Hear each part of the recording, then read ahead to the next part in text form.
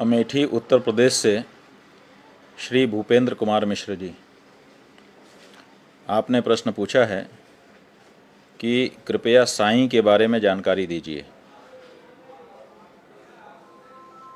तो साईं के बारे में जानकारी देने का हमसे अनुरोध आप कर रहे हैं, हमको आश्चर्य हो रहा है, क्योंकि साईं के बारे में जानकारी तो साईं के लोग दे सकते हैं।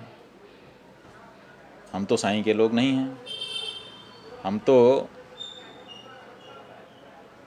भगवान के भक्त हैं। इसलिए हमसे साईं के बारे में जानकारी मांगना सही नहीं है। लेकिन अगर मांग रहे हैं तो हम ये समझ रहे हैं कि ये बात आप जानते हैं कि हम लोग साईं के भगवान होने की बात जो प्रचारित की जाती है उसको गलत ठहराते हैं। इसीलिए इस बारे में आप पूछना चाहते हैं, ऐसा समझ करके आपको थोड़ा सा बता रहे हैं। देखिए, साईं जो हैं एक व्यक्ति हैं और कहा जाता है कि वो कोई फ़कीर थे और महाराष्ट्र के शिरडी नाम के स्थान में रहे। वहीं पर कुछ उनके भक्त हुए और उन्हीं के बीच में से कोई महाड़कर नाम के व्यक्ति थे, के गोविंद रघुनाथ दाभोलकर, उनके द्वारा छापी गई ये पुस्तक साईं सच्चरित्र है। ये हमारे सामने, हमारे हाथ में आपको दिखाई दे रही होगी। और श्री साईं बाबा संस्थान विश्वस्त व्यवस्था शिरडी, जो साईं बाबा ट्रस्ट है, उसी ट्रस्ट के द्वारा छापी गई ये पुस्तक है। प्रामाणिक उन्हीं के द्वारा, हम लोगों ने नहीं छापा है।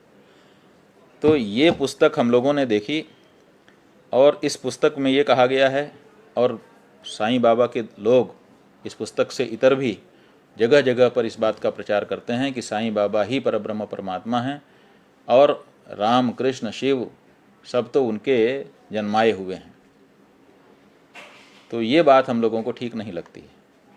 अगर कुछ लोगों की किसी व्यक्ति विशेष पर किसी कारण से श्रद्धा है, हम उसको इनकार नहीं करते हैं, वो कर सकते हैं, लेकिन उनको भगवान के रूप में प्रस्तुत कर दें और भगवान बना करके ये कहने लगें कि राम कृष्ण शिव सब इन्हीं के अंतर्गत आते हैं, ये सबसे श्रेष्ठ हैं।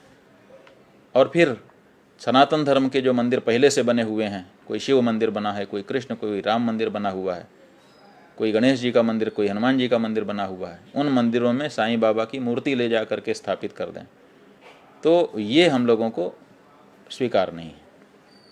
सनातन धर्मी ये मानते हैं कि हमारा जो स्थान है, अगर हमने हनुमान जी के लिए मंदिर बनाया है तो हनुमान जी उसमें रह रहे हैं, उनकी पूजा अर्चना वहाँ हो रही है। अगर आप साईं बाबा के भक्त हो, आप एक अलग साईं बाबा का मंदिर बना लो, कोई मना नहीं करेगा। लेकिन आप सनातन धर्म के मंदिरों में साईं बाबा की मूर्ति केवल ला करके और स्थापित कर देते हैं।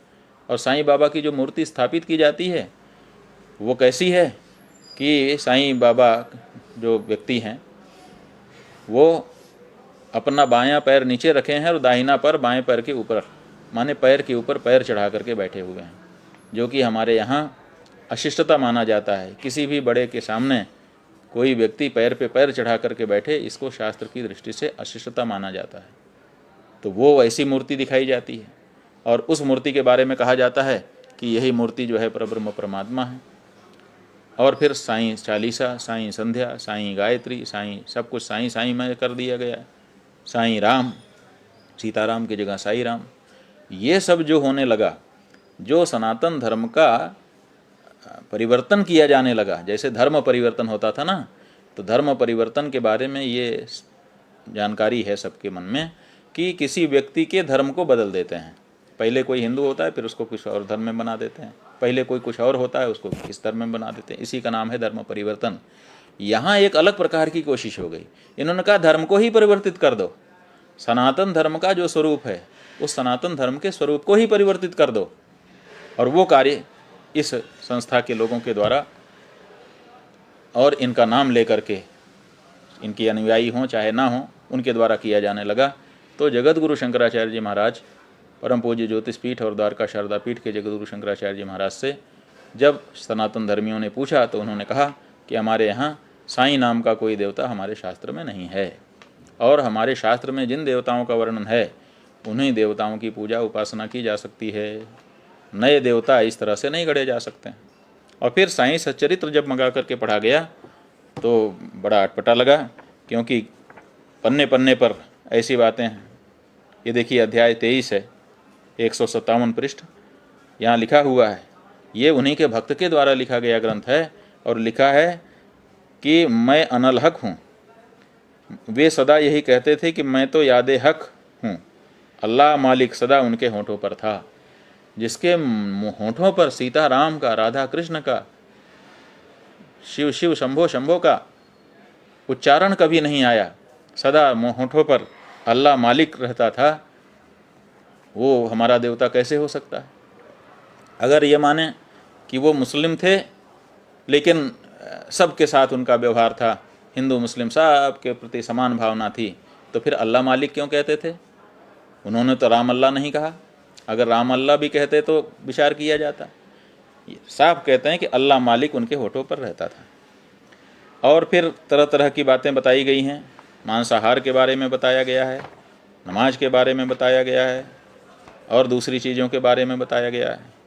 ये देखिए 198 पृष्ठ है। हमने कुछ पृष्ठ केवल सैंपल के लिए आपको सामने प्रस्तुत करने के लिए निकाल दिए। ये लिखा है कि गंगा स्नान की बात है। एक बार मकर संक्रांति के अवसर पर मेधा ने विचार किया कि बाबा को चंदन का लेप करूं और गंगा जल से उन्हें स्नान कराऊं। कोई उनकी भक्त है वो। बाबा ने पहले तो इसके लिए अपनी स्वीकृति न दी, परंतु उसकी लगातार प्रार्थना के उपरांत उन्होंने किसी प्रकार स्वीकार कर लिया। कई बार कहने पर हाँ कहा। गोदावरी नदी का पवित्र जल लाने के लिए मेधा को 8 कोस, माने एक कोस 3 मील के बराबर होता है, 8 कोस का चक्कर लगाना पड़ा। 8 कोस वो महिला गई, वहाँ से उसने जल भरा, उसको लाद करके लेके आई। कितना परिश्रम उसने किया। वह जल लेकर लौट आया। ये महिला नहीं है, मेघा कोई इनका पुरुष भक्त है।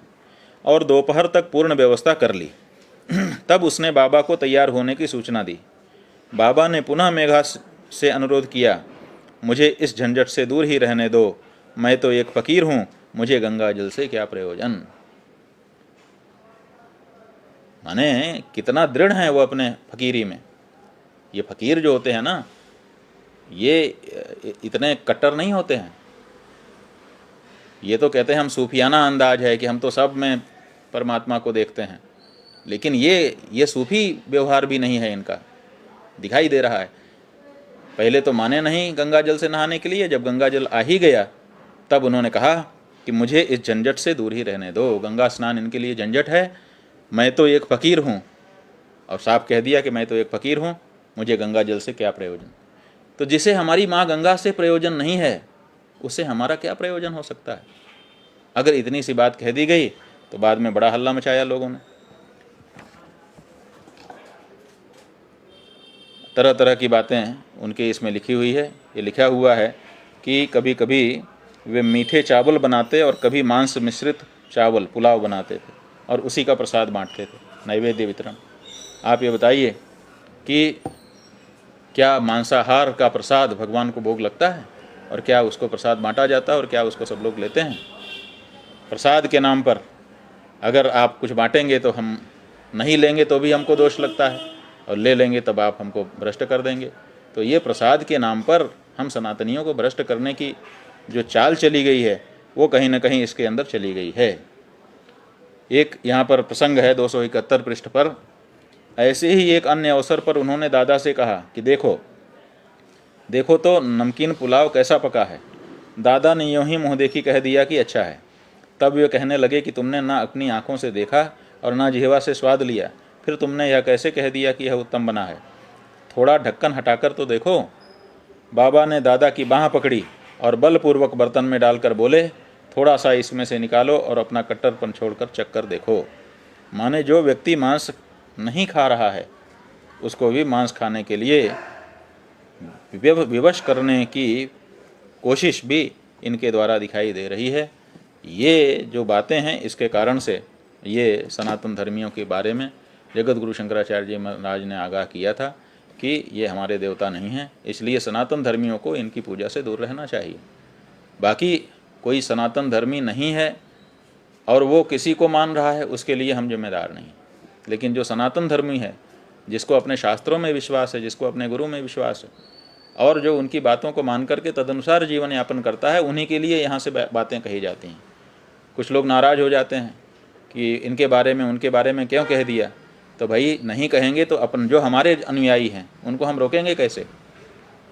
किसी भी संस्था में अगर एक सीमा नहीं बनाई जाएगी कि इतने में रहे तो हमारा, नहीं तो बाहर हो जाओगे तो गलत हो जाएगा।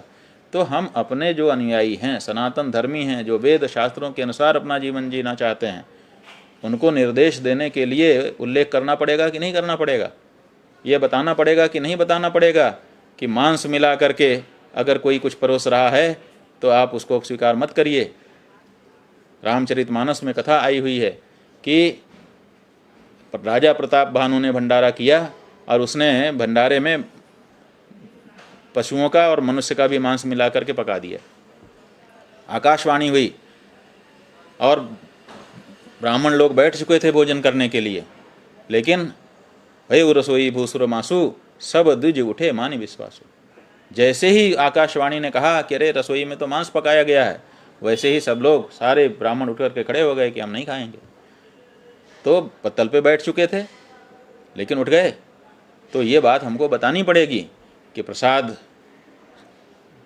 सिर झुका करके स्वीकार करने की वस्तु है, लेकिन प्रसाद के नाम पर अगर कोई और चीज़ आ रही है, अगर उसमें मांस मिला करके या कुछ और मिला करके दूषित करके किसी और कारण से कोई प्रसाद के नाम पर उसको आपके सामने दे रहा है, तो आप उसको इनकार भी करो, ये तो बताना पड़ेगा। तो हम जब भी कोई बात कहते हैं, चाहे वो साईं बाबा के बारे में हो, चाहे किसी और बाबा के बारे में हो, चाहे किसी और के बारे में हो, पूछने पर कहते हैं। पहली बात, अपने मन से हम कुछ नहीं कहते। दूसरे, जब हमसे कोई पूछता है तब हम कहते हैं, और कहते इतना ही है कि भैया हमारे लोग बचे रहो। आपकी निंदा में तात्पर्य नहीं है, हमको हमारे लोगों को बचाने में तात्पर्य है। तो इतना तो कम से कम हमको अवकाश आप लोग दिए रहें कि हम अपने लोगों के बारे में एक आपसी चर्चा कर सकें, अपने लोगों को अपना निर्देश दे सकें। जो हमारी बातों से सहमत है वो तो हमारे साथ रहे। आप हमको बोलने ही नहीं देंगे, ऐसा कैसे हो सकता है। तो ये साईं सच्चरित्र के बारे में आपको बता दिया। और ये जो पुस्तकें, एक श्री आचार्य अजय गौतम जी हैं दिल्ली के, उन्होंने लिखा है साईं का असच्चरित्र, और एक काशी की विदुषी हैं नीरजा माधव जी, उन्होंने लिखा है हिंदू धर्म स्वरूप और साईं का सच। ये दो पुस्तकें हैं जो इस बारे में पर्याप्त सामग्री आपको उपलब्ध कराती हैं। अगर आपको अधिक जानकारी की इच्छा हो तो इन दोनों पुस्तकों को आप प्राप्त कर सकते हैं। अजय गौतम जी को आप इंटरनेट पर सर्च करेंगे तो वो मिल जाएंगे, क्योंकि वो टेलीविज़न में बार बार आते हैं। ऐसे ही नीरजा माधव भी बहुत ख्यातिलब्ध लेखिका हैं। दोनों के नाम और नंबर आपको मिल जाएंगे। आप ये दो पुस्तकें वहाँ से मंगवा लीजिए और इनको पढ़िए। साईं बाबा के बारे में सारी जानकारी आपको हो जाएगी।